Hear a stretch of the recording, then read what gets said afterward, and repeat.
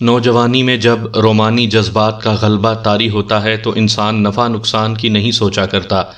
یہی حال ان دونوں کا تھا۔ نوجوان تیار ہو گیا، اس کے دل میں اس ہندو ساہوکار کی نفرت بھری ہوئی تھی۔ اس نفرت میں اس کتے نے اضافہ کر دیا جو شادے نے خریدا تھا۔ یہ کتا اس مسلمان نوجوان کا تھا۔ یہ کتا اس نوجوان کو اس وقت ملا تھا جب یہ ابھی پلا تھا۔ یہ اسے کہیں باہر سے ملا تھا، معلوم نہیں اپنی ماں سے کس طرح جدا ہو گیا تھا۔ نوجوان نے اسے اسی طرح پالا تھا جس طرح ماں اپنے بچے کی پرورش کرتی ہے۔ اس نے کتے کا نام جانی رکھا۔ کتا اپنے مالک کو ہی اپنی ماں اور اپنا باپ سمجھتا تھا، کیونکہ اس کی عمر ابھی 1 مہینہ بھی نہیں ہوئی تھی جب یہ لڑکا اسے اٹھا لایا تھا۔ اس کے منہ میں اپنے ہاتھوں دودھ ٹپکاتا رہا اور پھر اسے اپنے ہاتھوں کھلاتا پلاتا رہا۔ مختصر یہ کہ جانی اس لڑکے کی زندگی کا ایک حصہ بن گیا۔ دونوں ہر وقت اکٹھے رہتے تھے۔ پھر جانی جوان ہو گیا اور اسے پالنے والا بھی جوان ہو گیا۔ ایک روز ہندو ساہوکار نے اس نوجوان سے یہ کتا بلا قیمت لے لیا۔ یہ نوجوان جانی کی جدائی برداشت نہیں کر سکتا تھا، لیکن اس کے باپ نے اسے کہا کہ بیٹا، ہم اس کافر کے مقروض ہیں، اسے ناراض نہ کرو، ورنہ یہ سود پر سود لگاتا چلا جائے گا، اور یہ خطرہ بھی ہے کہ ہماری جو زمین اس کے پاس گروی رکھی ہوئی ہے وہ اس پر قبضہ کر لے گا۔ جانی اپنے مالک سے جدا ہو گیا۔ یہ لڑکا ہندو ساہوکار کے گھر کام کاج کرتا تھا۔ اس سے اسے یہ فائدہ ہوا کہ وہ دن کے وقت اپنے جانی کے ساتھ رہتا تھا۔ جانی کے لیے بھی اپنے پالنے والے کی جدائی ناقابل برداشت تھی۔ رات کو وہ عجیب طریقے سے بھونکتا رہتا تھا۔ وہ اپنے مالک کے بغیر نہیں رہ سکتا تھا۔ ایک ہی مہینہ گزرا تھا کہ ہندو ساہوکار نے کتا کسی کے ہاتھ بیچ ڈالا۔ اس نے 20 روپے قیمت وصول کی تھی۔ آج 20 روپے بڑی تھوڑی سی رقم لگتی ہے، لیکن اس دور میں یہ رقم بہت زیادہ تھی۔ آج کے حساب سے آپ اسے کوئی تقریباً 30-40 ہزار روپے کہہ لیں۔ جانی کا مالک خریدار کو نہیں جانتا تھا۔ وہ ہمارا دوست شادہ تھا جو اب جانی کے نوجوان مالک کے سامنے بیٹھا تھا۔ ہندو بنیوں کا دھرم پیسہ ہوتا ہے۔ اس ہندو ساہوکار نے یہی سوچ کر اس لڑکے سے کتا لے لیا تھا کہ اسے بیچ کر 4 پیسے ہاتھ آ جائیں گے۔ ہندوؤں کو ہم جانتے تھے، وہ اتنے زندہ دل اور خوش ذوق نہیں ہوتے تھے کہ اتنے خوبصورت اور اچھی نسل کے کتے پالتے۔ وہ تو اپنے بچوں کو بھی ترسا ترسا کر پالتے تھے۔ اس ہندو ساہوکار نے کتا بیچنے کے لیے ہی لے لیا تھا، چنانچہ اس نے 20 روپے کما لیے۔ اس وقت تو یہ لالا ان سیدھے سادے اور پسماندہ لوگوں کا انداتا بنا ہوا تھا، لیکن اسے یہ خیال نہ آیا کہ ستائے ہوئے انسان جب قانون اپنے ہاتھ میں لے لیتے ہیں تو وہ 1 پیسے کا پورا روپیہ وصول کیا کرتے ہیں۔ یہ نوجوان اپنے جانی کی جدائی میں پاگل سا ہو گیا۔ اس پر ہندو ساہوکار کی بیٹی کی محبت جنون کی طرح سوار تھی۔ اس کے ساتھ ہی لڑکی نے اسے کہا کہ وہ اس گول مٹول آدمی کے ساتھ شادی نہیں کرے گی۔ ان سب باتوں نے مل کر لڑکی اور لڑکے کا دماغ خراب کر دیا۔ لڑکی کمسن تھی، اس نے لڑکے کو مجبور کر دیا کہ بھاگ چلیں۔ لڑکی نے گھر سے کچھ رقم چوری کر لی اور دونوں رات کو نکل گئے۔ صبح ہوئی تو وہ اسی قسم کی ایک جگہ چھپ گئے۔ دن وہاں گزارا اور رات کو چل پڑے۔ لڑکی مسلمانوں کی ہوتی تو وہ تیز چلتی اور زمین کی اونچ نیچ کی پرواہ نہ کرتی۔ یہ ہندوؤں کی لڑکی تھی جس نے گھر میں بیٹھے پرورش پائی تھی۔ مسلمان لڑکیوں کی طرح اس نے محنت مشقت کبھی نہیں کی تھی۔ وہ سنگلاخ زمین پر چل نہیں سکتی تھی۔ رات کو وہ زیادہ فاصلہ طے نہ کر سکے۔ صبح ہوئی تو وہ اس جگہ چھپ گئے۔ جب سے گاؤں سے نکلے تھے انہوں نے نہ کچھ کھایا نہ پیا تھا۔ بھوک نے ان کی جان نکال لی تھی۔ اس نوجوان نے ہمیں بتایا کہ اس نے کتوں کی آوازیں سنی تو آگے جا کر اور چھپ کر دیکھا۔ اسے ہم نظر نہ آئے، وہ پیچھے چلا گیا۔ اسے معلوم نہیں تھا کہ اس کا جانی بھی ہمارے ساتھ ہے۔ اب میں آپ کو کتے کی محبت اور وفاداری کا مظاہرہ دکھاتا ہوں۔ یہ لڑکا اس جگہ سے باہر بھی کچھ دیر رہا تھا۔ اس کا کتا جو اب ہمارے ساتھ تھا اس کی مشک پر رک گیا اور زمین کو سونگھتا وہاں پہنچا جہاں اسے پالنے والا چھپا ہوا تھا۔ لڑکے نے اسے دیکھا تو وہ حیران رہ گیا۔ اس نے سوچا کہ اس کا جانی ان کتوں کے ساتھ آیا ہے جنہیں اس نے چھپ کر دیکھا تھا۔ اب اس کے پیچھے اس کا نیا مالک آ جائے گا۔ چنانچہ اس نے جانی کو وہاں سے باہر دھکیلنا شروع کر دیا۔ جانی کو اپنا یار مل گیا تھا۔ وہ باہر آ کر پھر اس کے پیچھے چلا جاتا تھا۔ اتنے میں ہم پہنچ گئے۔ ہمارے کہنے پر اس نے لڑکی ہمیں دکھائی۔ وہ بہت خوبصورت لڑکی تھی اور معصوم سی تھی۔ اس کے پاؤں سوج گئے تھے، تھکن اور بھوک سے اس کی حالت بہت بری ہو گئی تھی۔ ہم اپنے ساتھ پراٹھے، انڈے اور بعض لڑکے گوشت یا مرغی پکوا کر لے جاتے تھے۔ ہم سب نے اپنا اپنا کھانا ان کے آگے رکھ دیا اور انہیں کہا کہ پہلے وہ پیٹ بھر کر کھا لیں، پھر ہم کھائیں گے۔ ہندو گوشت نہیں کھایا کرتے تھے، لیکن اس ہندو لڑکی نے جی بھر کے گوشت کھایا۔ میں، راجہ شہباز اور افضل اس نوجوان کو پرے لے گئے اور اسے کہا کہ وہ بڑی خطرناک غلطی کر رہا ہے۔ وہ اتنی خوبصورت لڑکی کو ساتھ لیے ویرانوں میں پھر رہا تھا۔ ہم اس کی کوئی مدد نہیں کر سکتے تھے۔ انہیں ہم اپنے گاؤں لے جا کر پناہ بھی نہیں دے سکتے تھے، کیونکہ لڑکی کم عمر تھی اور وہ گھر سے پیسے چرا کر لائی تھی۔ لڑکا دلیر تھا، اس نے کہا، اللہ نگہبان ہے، میں جہلم پہنچنے کی کوشش کروں گا۔ سنا ہے انگریز افسر بڑے رحم دل ہوتے ہیں، ان کے آگے عرض کروں گا کہ مجھے فوج یا پولیس میں بھرتی کر لیں، اور یہ لڑکی مسلمان ہونا چاہتی ہے، اس کی میرے ساتھ شادی کر کے اسے پناہ میں لے لیں۔ تم مجھ پر صرف یہ مہربانی کرو کہ کسی کو بتانا نہیں کہ تم نے ہم دونوں کو یہاں دیکھا تھا، ہمارا پردہ نہ اٹھانا۔ وہ بے وقوفی کی باتیں کر رہا تھا۔ انگریز افسر اس طرح کی رحم دلی نہیں کرتے تھے کہ کم سن لڑکی کو جو ورغلا کر گھر سے نکال لائے اور گھر سے پیسے بھی چرا لائے، اسے پناہ میں لے لیتے۔ بہرحال ہم نے اسے راستہ سمجھا دیا جو پکی سڑک تک جاتا تھا۔ ہم نے بہت سوچا کہ ان کی کیا مدد کریں، لیکن کوئی صورت نظر نہیں آتی تھی۔ ہم نے اسے یقین دلایا کہ ہم ان کی نشاندہی نہیں کریں گے۔ ان دونوں کو ہم اللہ کے حوالے کر کے وہاں سے نکل آئے۔ ہم شکار کے لیے آگے نہ گئے، وہیں سے واپس آ گئے۔ گاؤں تک ہم یہی سوچتے رہے کہ ان کی مدد کس طرح کی جا سکتی ہے۔ گاؤں میں ہم نے کسی سے ذکر تک نہ کیا کہ ہم نے کیا دیکھا تھا۔ پھر دن گزرتے گئے اور یہ واقعہ پرانا ہو گیا اور پھر یادوں کے قبرستان میں دفن ہو گیا۔ اب وہی نوجوان اور وہی لڑکی میرے سامنے بیٹھے تھے۔ 6 سال گزر گئے تھے۔ اب انہوں نے اپنے نام بتائے۔ اس نوجوان کا نام علی شان اور لڑکی کا نام کانتی تھا، لیکن اب وہ کانتی نہیں، چاند بی بی تھی۔ اب علی شان، جو شانہ کہلاتا تھا، نوجوان نہیں تھا۔ اس کے چہرے پر جوانی کی پختگی تھی اور اس کی مردانہ خوبصورتی نکھری ہوئی تھی۔ چاند بی بی اب کم سن نہیں، 22-23 سال کی خوبصورت لڑکی تھی۔ اس کے چہرے پر اب تھکن، خوف اور بھوک کے آثار نہیں تھے۔ وہ 6 سال پہلے کی نسبت اب زیادہ خوبصورت تھی۔ 6 سال پہلے بھوک نے انہیں ادھموا کر دیا تھا اور ہم نے انہیں کھانا کھلایا تھا۔ اب میں بھوک سے مر رہا تھا اور وہ مجھے اور میری ماں کو کھانا کھلا رہے تھے۔ میں تمہیں اور تمہارے دوستوں کو نہیں بھولا، علی شان نے کہا، ساری عمر نہیں بھولوں گا۔ اگر تم ہمیں کھانا نہ کھلاتے تو یہ لڑکی بے ہوش ہو جاتی اور میرے لیے مصیبت بن جاتی۔ پھر تم نے ہم پر یہ احسان کیا کہ کسی کو بتایا نہیں۔ تم نے ہماری مدد کرنے کی کوشش کی تھی، لیکن تم ہماری کوئی مدد نہیں کر سکتے تھے۔ سچی بات ہے ماں جی، چاند بی بی نے میری ماں سے کہا، آپ کو تو ساری بات کا علم نہیں۔ اس اجاڑ بیابان میں اکیلی تھی، یہ شانہ اکیلا تھا، یہ 10-12 جوان لڑکے تھے، میں تو انہیں دیکھ کر ڈر گئی تھی۔ یہ ایسے ویسے ہوتے یا بدماشی پر اتر آتے تو میرا اکیلا آدمی ان کا کیا بگاڑ سکتا تھا؟ چھوڑ شانے یار، میں نے اسے کہا، ہم نے تم پر کوئی احسان نہیں کیا تھا۔ تم مجھے یہ قصہ سناؤ کہ آگے کیا ہوا تھا۔ تمہیں 2 سال جیل کس طرح کاٹنی پڑی تھی؟ تم نے پکی سڑک تک پہنچنے کا جو راستہ مجھے سمجھایا تھا، اس سے میں بھٹک گیا تھا، علی شان نے کہا۔ ساری رات کھڈوں، نالوں اور ٹیلوں میں چلتے اور گھاٹیاں اترتے چڑھتے گزر گئی۔ صبح ہوئی تو ہمارے نیچے پگڈنڈی تھی جو آگے جا کر نیچے اترتی تھی۔ ہم نیچے اترنے لگے تو اچانک ایک تھانے دار سامنے آ گیا۔ وہ گھوڑے پر سوار تھا، اس کے ساتھ پولیس کے 2 سپاہی تھے۔ وہ گھاٹی چڑھ رہا تھا۔ وہ ہمارے علاقے کا تھانے دار نہیں تھا۔ مجھے تو یہ بھی معلوم نہیں تھا کہ ہمارا علاقہ کدھر ہے۔ میں نے تھانے دار کو سلام کیا تو اس نے گھوڑا روک لیا۔ اس کی نظریں چاند بی بی پر جمی ہوئی تھیں۔ اس نے مجھ سے پوچھا کہ تم مسلمان ہو؟ میں نے بتایا کہ میں مسلمان ہوں تو اس نے کہا، یہ لڑکی مسلمان نہیں لگتی۔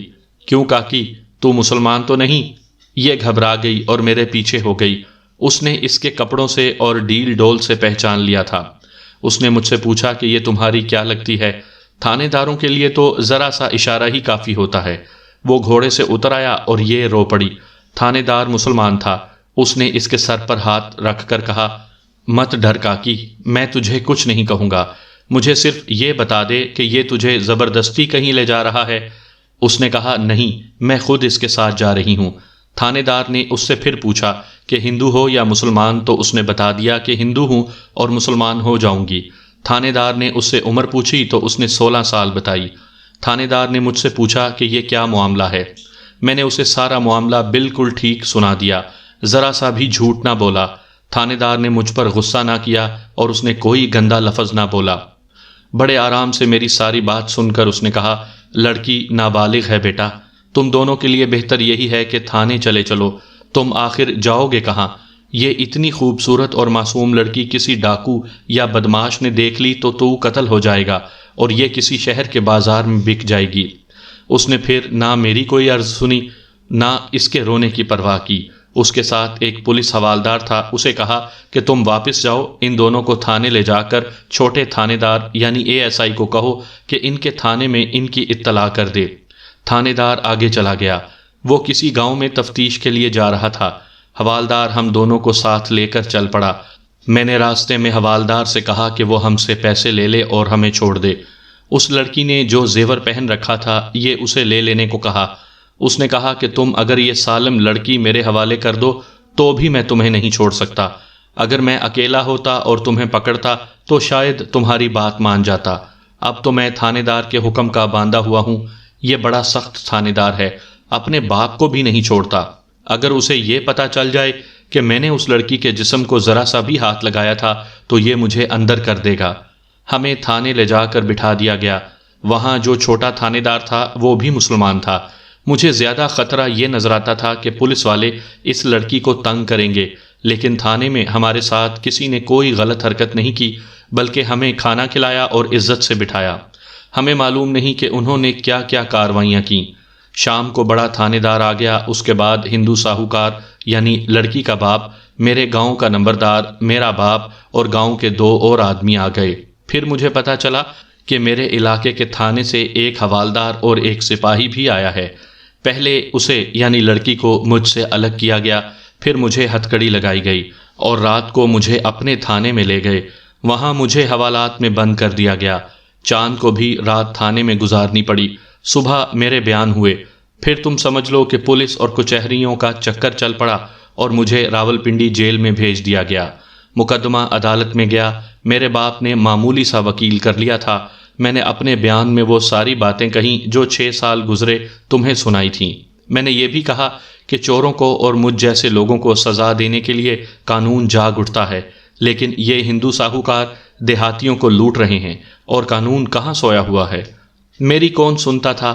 ہندو ساہوکار ایسے ایسے گواہ لایا تھا جو یہ ثابت کر رہے تھے کہ میں نے اس کافر کے گھر ڈاکہ ڈالا ہے اور اس کی لڑکی کو زبردستی اٹھا کر لے گیا تھا۔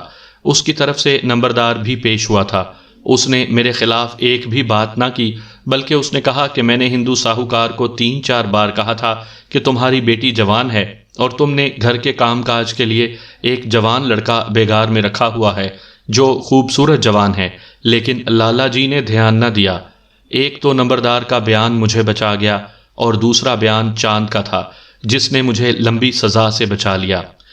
اس نے یعنی چاند نے کہا، میرا باپ ظالم اور بددیانت آدمی ہے، لوگوں کو سود پر قرضہ دے کر حساب کتاب میں گڑبڑ کرتا اور انہیں لوٹتا رہتا ہے۔ اس نے شانے کو بیگار میں رکھا ہوا تھا اور اس شانے کا کتا زبردستی مفت لے کر بیچ دیا۔ اس نے میری بھی قیمت وصول کر لی تھی اور میرا بیاہ ایسے آدمی سے کروا رہا تھا جو جسمانی اور دماغی لحاظ سے ناکارہ ہے۔ میں نے شانے کو مجبور کیا تھا کہ مجھے کہیں لے چلے، میں اس گھر میں نہیں رہوں گی۔ اس کا بیان بہت لمبا تھا۔ سرکاری وکیل نے اور میرے وکیل نے بھی اس پر بہت جرح کی تھی۔ یہ یہی کہتی رہی کہ اس کا باپ ظالم اور بے ایمان ہے اور یہ اپنی مرضی سے میرے ساتھ گھر سے نکلی تھی اور یہ گھر سے ایک پیسہ بھی نہیں لے گئی تھی۔ میرے خلاف یہ بات جاتی تھی کہ لڑکی عمر کے لحاظ سے نابالغ تھی۔ اس پر مجھے 2 سال سزا ہو گئی۔ جیل میں مجھے اس وقت تحصیل چکوال کے 2 آدمی مل گئے تھے جب میں جیل میں حوالاتی تھا اور ابھی مقدمہ شروع نہیں ہوا تھا۔ میں تمہیں ان دونوں آدمیوں کے نام نہیں بتاؤں گا، صرف یہ بتا دیتا ہوں کہ وہ 4-4 سال قید کاٹ رہے تھے اور ان کی قید کا 1-1 سال رہتا تھا۔ وہ بہت خوش تھے، کہتے تھے کہ یہ قید ان کے کاروبار کا حصہ ہے۔ تم سمجھ گئے ہوگے کہ ان کا کاروبار کیا تھا۔ انہوں نے مجھے اپنا دوست بنا لیا اور مجھے وہ راستہ دکھایا جس پر وہ چل رہے تھے۔ کہتے تھے کہ ہمارے ساتھ دوستی نبھاؤ گے تو سب قرضے اور سود بیاج ختم ہو جائیں گے۔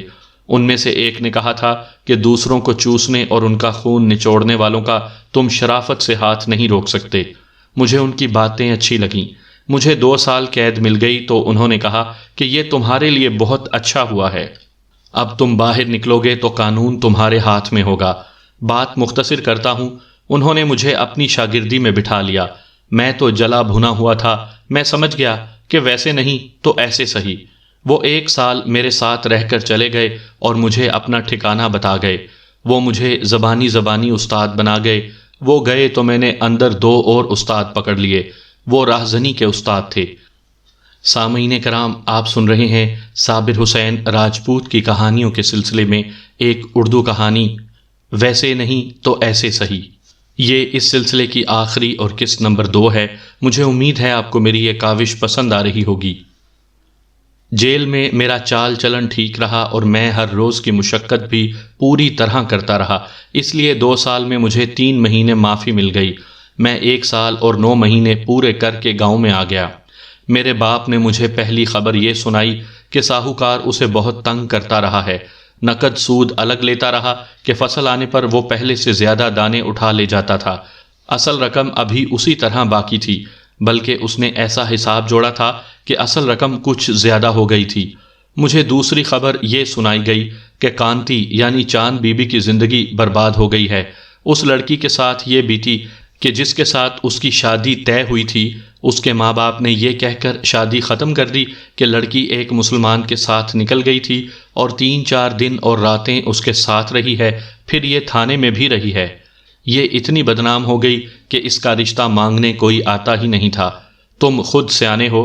دور دور تک ہندوؤں میں مشہور ہو گیا کہ لالا دیال چند کی بیٹی ایک مسلمان کے ساتھ چلی گئی تھی اور اس نے عدالت میں اپنے باپ کے خلاف گواہی دی تھی۔ اس لڑکی کو اپنے ماں نے اور اپنے باپ نے دھتکار دیا۔ میرے ماں باپ نے میرے برتن الگ کر دیے تھے۔ چاند بی بی بول پڑی۔ ماں مجھے چولہے چوکے کے قریب نہیں جانے دیتی تھی، کہتی تھی کہ تم ناپاک ہو، ملیچ ہو، تم نے اپنا دھرم بھرشٹ کر لیا ہے۔ باپ نے میرے ساتھ بات کرنا چھوڑ دی تھی، کہتا تھا کہ مجبوری ہے کہ تم نے اس گھر میں جنم لیا ہے، ورنہ میں تمہیں زندہ جلا دیتا۔ اگر میرے باپ میں مسلمانوں والی دلیری ہوتی تو وہ مجھے قتل کر دیتا۔ میں نے جب اسے دیکھا تو میں نے دل سے کہا کہ یہ کانتی نہیں، کوئی اور ہے۔ علی شان نے کہا۔ اس کا رنگ پیلا تھا، چہرے پر جوانی کی رونق تھی ہی نہیں، اس کے کپڑے میلے اور معمولی سے تھے۔ یہ کسی غریب گھر کی لڑکی لگتی تھی۔ میں نے ایک عورت کی زبانی اسے پیغام بھیجا کہ تیار رہنا، اب ہمیں کوئی نہیں پکڑ سکتا۔